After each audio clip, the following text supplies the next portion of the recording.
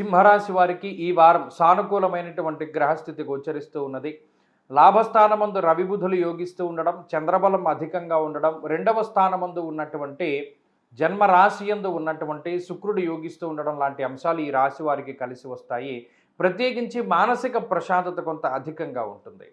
ముఖ్యంగా లాభస్థానమందు రవిగ్రహం బంధుమిత్రుల యొక్క సాన్నిహిత్యాన్ని, బంధుమిత్రుల యొక్క సాంగత్యాన్ని ఎక్కువగా సూచిస్తూ ఉన్నారు. అంటే చాలా కాలం తర్వాత మిత్రుల్ని, బంధువుల్ని కలుసుకునేటువంటి అవకాశాలు ఉన్నాయి. శుభ కార్యక్రమాల్లో పాల్గొంటూ ఉండడము, లేదా మీరే ఏదైనా శుభ కార్యక్రమాలు చేస్తూ ఉండడము, దైవిక కార్యక్రమాలు, తీర్థయాత్రలు, పుణ్యనది స్నానాలు లాంటివి ఆచరిస్తూ ఉండేటువంటి పరిస్థితులు కనబడుతూ ఉన్నాయి. శుభమూలో వ్యయశ్చైవ అన్నారు. అంటే ఎక్కువగా ధనము శుభమూలకంగానే ఖర్చు అవుతూ ఉంటుంది. శుభ కార్యక్రమాలకి కానీ, లేదా ఏదైనా ప్రాపర్టీని కొనుగోలు చేస్తేనో, లేదా ఏదైనా బంగారాన్ని కొనుగోలు చేస్తానో ఇటువంటి వాటికి ధనాన్ని ఎక్కువగా ఖర్చు పెట్టేటువంటి పరిస్థితులు ఉన్నాయి. ఈ రాశి వారు ఉద్యోగపరంగా, వ్యాపార పరంగా ఎక్కువ కష్టపడుతూ ఉంటారు. కష్టానికి తగినటువంటి ప్రతిఫలం వస్తుంది. తీరిక లేనటువంటి సమయాన్ని గడుపుతారు. నిజానికి ఒకరోజు ప్రారంభమైన దగ్గర నుండి పడుకునేటువంటి సమయం వరకు ఖాళీ లేనటువంటి సమయాన్ని గడుపుతూ ఉంటారు.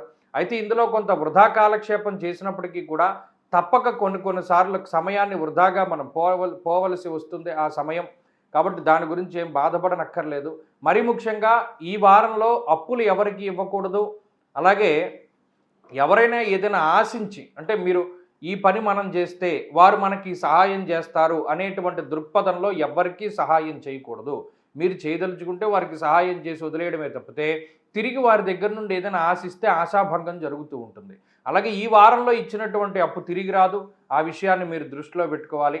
ఈ వారంలో ఆర్థిక పరిస్థితులు ఈ రాశి వారికి చాలా అనుకూలంగా ఉన్నాయి.